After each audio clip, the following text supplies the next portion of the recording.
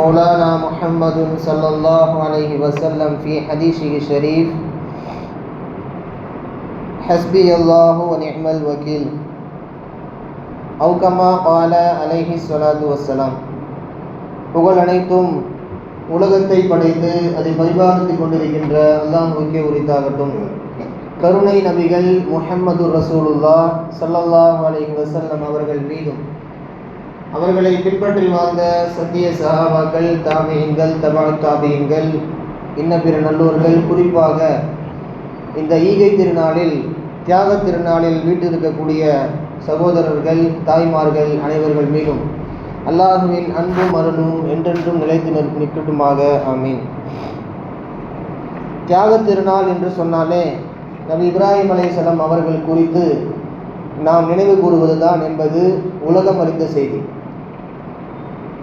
இப்ராஹிம் அலைஹிஸ்ஸலாம் அப்படி என்ன செய்து விட்டார்கள், ஏன் அவர்களையே நாம் நினைவு கூறுகிறோம் என்று பார்த்தால், இப்ராஹிம் நபி செய்தது சாதாரண விஷயம் அல்ல.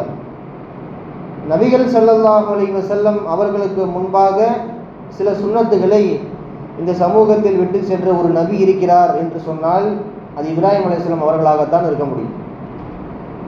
நபி இப்ராஹிம் அலைஹிஸ்ஸலாம் தியாகத்துக்கு மட்டும் பேர் போன ஒரு நபி கிடையாது. தியாகத்துக்கு மட்டும் பேர் போன நபி, தியாகத்தின் நபி யாருன்னு சொல்லுங்கன்னு கேட்டால் இப்ராஹிம் அலைஹிஸ்ஸலாம் சொல்லுவாங்க. தியாகத்துக்கு மட்டும் அவங்க பேர் போகலை, அதை தாண்டி பல விஷயங்கள் அல்லாஹுவை திருப்திப்படுத்தக்கூடிய அளவில் அவர்கள் செய்து காட்டினார்கள். நபிகள் ஸல்லல்லாஹு அலைஹி வஸல்லம் அவர்களை பார்த்து ஒரு மனிதர் இப்படி சொன்னாராம், யா ஹைரல் பரியா, மிக நல்லவரே, படைப்பினங்களில் மிக நல்லவரே அப்படின்னு ரசூலுல்லாஹ் புகழ்ந்து அவர் பேசினாராம். உண்மைதான், அது மறுக்கிறதுக்கு இல்லை. உலகத்திலேயே நம்பர் 1 படைப்புகள்லேயே சிறந்தது யாருன்னு பார்த்தா அது நாயகம் ஸல்லல்லாஹு அலைஹி வஸல்லம் அவர்களாகத்தான் இருக்க முடியும். ஆனால் ரசூலுல்லாஹ் பணிவாக அதை எடுத்துக்கிட்டு அந்த வார்த்தையை பெருசாக எடுக்காமல் ஒரு பணிவின் அடிப்படையில் ஒரு வார்த்தை பதிலுக்கு சொன்னாங்களாம், ஸாக்க அபி இப்ராஹிம், என்னை பார்த்து நீங்கள் படைப்பில் சிறந்தவங்கன்னு சொல்கிறீங்க, ஆனால் அது என்னை விட என் தந்தை இப்ராஹிமுக்கு தான் அந்த வார்த்தை பொருந்தும்னு சொன்னாங்களாம். என்னை விட என் தந்தை இப்ராஹிம் அலைஹிஸ்ஸலாம் அவர்களுக்கு தான் அந்த வார்த்தை பொருந்தும். இது அப்போ இப்ராஹிம் அலைஹிஸ்ஸலாம் கூட நபி கீழையா அப்படின்றதல்ல, நபி தான் என்றைக்குமே ஃபஸ்ட்டு, அதுக்கப்புறம் தான் எல்லா நபிமார்களும் வர்றாங்க. இருந்தாலும் நபிகள் நாயகம் ஸல்லல்லாஹு அலைஹி வஸல்லம் அவர்கள் தன்னை அந்த இடத்தில் பணிவாக காட்டிவிட்டு தனக்கு அடுத்து ஒரு நபி இருக்கிறாங்க சிறப்பான இடத்துல அப்படின்னு பார்த்தா அந்த இடத்துல நபிகள் ஸல்லல்லாஹு அலைஹி வஸல்லம் இப்ராஹிம் அலைஹிஸ்ஸலாம் அவங்கள வைக்கிறாங்க. இப்போ இப்ராஹிம் அலைஹிஸ்ஸலாம் என்னெல்லாம் செஞ்சாங்க, எதனால் அல்லாஹ்விடத்தில் அவங்களுக்கு நல்ல பேர், அந்த நல்ல பேர் எப்படியெல்லாம் கிடைச்சது, எந்த செயல்கள் மூலமாக கிடைச்சது அப்படின்ற அந்த புரிதல் இன்று உலகத்தில் வாழக்கூடிய முஸ்லீமான ஆண் பெண் அனைவருக்கும் ஏற்ற ஒரு விஷயம். நிச்சயம் நம்ம கடைபிடிக்கணும். ஃபஸ்ட்டு விஷயம், சமரசமே இல்லாத அழைப்பு. சமரசமே இல்லாத அழைப்பு, நோ காம்ப்ரமைசிங். காஃபிராக இருந்தாலும் சரி, முஸ்லீமாக இருந்தாலும் சரி, தன்னை பெற்ற அப்பாவாக இருந்தாலும் சரி, அல்லாஹுவை நீ ஏற்கவில்லையா, நான் உன்னை ஏற்க மாட்டேன். இது இப்ராஹிம் அலைஹிஸ்ஸலாம் செஞ்சு காட்டினாங்க. என்ன வார்த்தை, இன்னி அராக வ கௌமக ஃபீ ضلال முபீன், தந்தையே நீங்கள் சிலையை வணங்குறீங்க, இது தப்பான செயல்.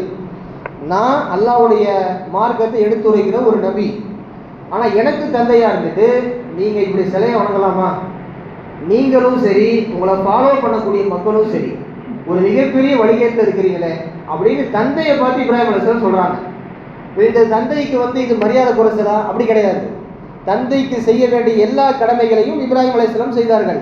ஆனால் அல்லாஹ் என்று வருகின்ற பொழுது அதில் சமரசம் இருக்கக்கூடாது. அல்லாஹ் தான் முதலில் இருக்க வேண்டும். நபி இப்ராஹிம் அலைஹிஸ்ஸலாம் அதைத்தான் செய்தார்கள். தந்தையை பார்த்து கூட அவங்க சொல்கிறதுக்கு யோசிக்கலை. ஊர் மக்களை மட்டும் அவங்க இஸ்லாத்துக்குள்ள அழைக்கலை. தந்தைக்கு தான் முதல் அட்வைஸ் பண்ணாங்க. தந்தைக்கு தான் முதல் அட்வைஸ். இன்னைக்கு உலகத்தில் அப்படி கிடையாது. மக்கள் தாம் பிள்ளை, தன்னுடைய அம்மா, தன்னுடைய உடன் பிறந்தோர், தன்னை பெற்றெடுத்த அப்பா, தனக்காக பிறந்த மனைவி, இவங்க யாருக்குமே உபதேசமே பண்ணுறதில்லை. ஊர் மக்களுக்கு போய் உபதேசம் பண்ணிருப்பாங்க, ஊர் மக்களுக்கு போய் நாட்டாமல் பேசிட்டு இருப்பாங்க. இப்ராஹிம் அலைஹிஸ்ஸலாம் ஆரம்பிக்கிறதே தந்தைக்கிட்ட இருந்து தான். இப்ராஹிம் நபி அவங்க ஆரம்பிக்கிறது, அவங்க அழைப்பு, அவங்க தஅவா பணியை முதல்ல அவங்க தந்தைக்கிட்ட தான் இருந்துச்சு. தந்தையே நீங்கள் சிலை வழிகேட்டில் இருக்கிறீங்க, சிலை வழிபாடு ரொம்ப மோசம், நீங்களும் சரி, உங்களை ஃபாலோ பண்ணுற மக்களும் சரி, நீங்கள் மோசமான ஒரு வழிகேட்டில் இருக்கிறீங்க அப்படின்றத பயப்படாமல் சொல்கிறாங்க நபி இப்ராஹிம் அலைஹிஸ்ஸலாம். நமக்கு கிடைக்கிற பாடம் என்ன? இஸ்லாத்தை நாம் எத்தி வைக்கிறதுக்கு என்ன தடையாக இருந்தாலும் சரி நம்ம சொல்லிடணும். இஸ்லாத்தை நீங்கள் ஒருத்தவங்களை எத்தி வைக்கிறீங்க அப்படின்னா அதுக்கு ஏதாவது ஒரு உறவு, ஒரு விஷயம், ஏதாவது ஒரு சென்டிமெண்ட்டாக அவங்களை அட்டாக் பண்ணாலும் சரி, நீங்கள் அதை எடுத்து சொல்லணும் அப்படின்றத நபி இப்ராஹிம் அலைஹிஸ்ஸலாம் நீங்கள் ப்ரூவ் பண்ணி காட்டுறாங்க. நீங்கள் வந்து இஸ்லாத்துக்குள்ளே வாங்க அப்படின்ற விஷயம் மட்டும் அல்ல. ஒருத்தர் தொழுக போகல அப்படின்னா நம்ம அத்தாவை பார்த்து நாம் எப்படி சொல்கிறது? யோசிக்கக்கூடாது. பையன் சொல்லணும், பையன் தோளுக்கு மேலே வளர்ந்துட்டான், அவனா தொழுகைக்கு போவான் அப்படின்னு அப்பா நினைக்கக்கூடாது. அவர் சொல்லணும், பையனை கூப்பிட்டு சொல்லணும். பையன் 80 வயசு ஆனாலும் சரி, 80 வயசுக்கு மேலே அத்தா வாழ்ந்தாலும் சரி, அந்த 80 வயசு பிள்ளைக்கு ஒரு அப்பா தான். அப்போ என்ன தான் பண்ணி ஆகணும்? பையனை கூப்பிட்டு ஒரு அட்வைஸ் பண்ணணும். காம்ப்ரமைசிங் இருக்கக்கூடாது மார்க்கத்தில். அல்லாஹ்வின் பக்கம் மக்களை அழைக்கின்ற விஷயத்தில் நாம் காம்ப்ரமைசிங் செய்து விடக்கூடாது. சமரசமே இல்லாமல் அழைக்க வேண்டும் அப்படின்றது நபி இப்ராஹிம் அலைஹிஸ்ஸலாம் அவங்க கற்றுக் கொடுத்த பாடம். ரெண்டாவது, இப்ராஹிம் அலைஹிஸ்ஸலாம் அவங்களுடைய அசைக்க முடியாத ரப்பின் மீதான நம்பிக்கை. இன்னைக்கு நம்ம ஒரு சின்ன பிரச்சனை வந்தால் துவண்டு போயிடுறோம். என்னடா உலகம் இது, எந்நேரமும் அல்லாஹ் அல்லான்னு இருக்கிறோம், நம்மளை போய் அல்லாஹ் இப்படி சோதிக்கிறானே அப்படின்னு நம்ம பேசுகிறோம். அல்லாஹ்ட்டே நம்ம அழுது துவா செய்கிறோம், அல்லாஹ்வே குறை சொல்கிறோம். அப்படி சொல்லக்கூடாது. அது இப்ராஹிம் அலைஹிஸ்ஸலாம் சொல்லி கொடுத்துருக்காங்க. இப்ராஹிம் அலைஹிஸ்ஸலாம் என்ன செஞ்சாங்க? ஊர் மக்களுக்கு ஏதாவது பாவம் செஞ்சாங்களா? அல்லாஹ்வுக்கு அவங்க செய்ய வேண்டிய கடமையில் ஏதாவது குறை வச்சாங்களா? எதுவுமே கிடையாது. ஆனால் அவங்களுக்கு கிடைச்ச பரிசு என்ன தெரியுமா? ஊர் மக்களெல்லாம் சேர்ந்து அவங்கள நெருப்பில் தூக்கி போட்டாங்க. எல்லாருக்கும் தெரியும், உலகமே அறிந்த செய்தி இது, உலகத்துக்கே தெரிந்த ஒரு சம்பவம். இப்ராஹிம் அலைஹிஸ்ஸலாம் தூக்கி நெருப்பில் போடுறாங்க. நெருப்பில் போட போகிற கட்டத்தில் கூட அவங்க அல்லாஹ் மேலே கோவப்படலை. இன்னும் அல்லாஹ் உனக்காக நான் வாழ்கிறேன், என்ன போய் இந்த மக்கள் நெருப்பில் தூக்கி போட போகிறாங்க, என்னை நீ காப்பாற்றலாம்ல, இப்படி பண்ணுறீங்கன்னு அவங்க புலம்பலை. அல்லாஹ் மேலே நம்பிக்கை மட்டும் தான் வச்சாங்க. நீ நெருப்பிலையே போட்டாலும் சரி, என் ரப்பு என்னோடு இருக்கிறான். அந்த மாறாத ஈமான், அந்த குறையாத ஈமான் நபி இப்ராஹிம் அலைஹிஸ்ஸலாம் அவர்களை உலகம் உள்ளளவும் சொல்ல வைத்தது. இன்னைக்கு இந்த மேராபில் நம்ம பேசுகிறோம் அப்படின்னா இப்ராஹிம் அலைஹிஸ்ஸலாம் அவங்கள பற்றி, அதுக்கு என்ன காரணம்? இந்த மாதிரி சில விஷயங்கள் அவங்கள்ட்ட இருந்திருக்கு. இதை நாமளும் எடுத்து செயல்படணும். அப்போ நெருப்பில் தூக்கி போட்ட பின்னாடி இப்ராஹிம் அலைஹிஸ்ஸலாம் புலம்பலை, வருந்தலை, அல்லாஹ்வை குறை சொல்லலை. இவ்வளவு இடர்பாடுகளுக்கு மத்தியிலும் நபி இப்ராஹிம் அலைஹிஸ்ஸலாம் செய்த செயல் என்ன? ஒற்றை வார்த்தை, ஹஸ்புனல்லாஹு வ நிஅமல் வக்கீல். அல்லாஹ் எனக்கு போதுமானவன், அவன் பாதுகாக்கக்கூடியவர்களில் பொறுப்புதாரிகளில் அவன்தான் சிறந்தவன் சொன்னாங்க. எங்க? நெருப்புக்குள்ள இருந்துக்கிட்டு. அவருடைய அந்த வார்த்தையின் மூலமாக அல்லாஹ் நெருப்பை குளிராக மாற்றினான் அப்படின்றது வரலாறு. யா நாரு கூனி பர்தா, அல்லாஹ் நெருப்புக்கு சொல்லுகிறான், நெருப்பை படைத்தவன் ரப்பு, நெருப்பை சுட வைப்பவன் ரப்பு. சுட வைக்கின்ற ரப்புக்கு நெருப்பை குளிரூட்டவும் தெரியும். கத்தி அறுக்குது அப்படின்னா அந்த கத்தியை அறுக்க முடியாமையும் செய்ய முடியும். யாரால முடியும்? அல்லாஹ்வால முடியும். அப்போ ஒரு இயற்கை ஒரு விஷயத்தை செய்யுது அப்படின்னா அந்த இயற்கைக்கு நேர்மாற்றமான ஒரு விஷயத்தை அல்லாஹ் செய்து காட்ட முடியுமா அப்படின்னா முடியும். அது இப்ராஹிம் அலைஹிஸ்ஸலாம் அவங்க விஷயத்தில் சாத்தியமாச்சு. மகனை அறுக்கிறாங்க, கத்தி அறுக்கலை. நெருப்புக்குள்ளே இருக்கிறாங்க, நெருப்பு சுடலை. என்ன காரணம்? அல்லாஹுவின் மீதான ஈமான். அல்லாஹ் சொல்லிட்டா என் பையனை நான் மறுக்க மாட்டேன், அறுக்க போவேன். இப்ராஹிம் அலைஹிஸ்ஸலாம் கத்தி எடுத்து நின்னாங்க, அறுத்தாங்க, ஆனால் அறுக்கலை.